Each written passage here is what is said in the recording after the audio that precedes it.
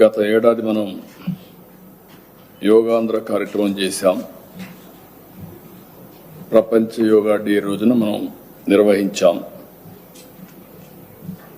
ఆ రోజు మనం నిర్వహించిన దానివల్ల మొత్తం ఒక రికార్డు, అనేక రికార్డులు క్రియేట్ చేశాం. ప్రపంచమంతా కూడా మన వైపు చూసేట్టుగా చేయగలిగాం. దీనికి నేను ప్రధానమంత్రి నరేంద్ర మోడీ గారిని మనస్ఫూర్తిగా అభినందిస్తున్నా.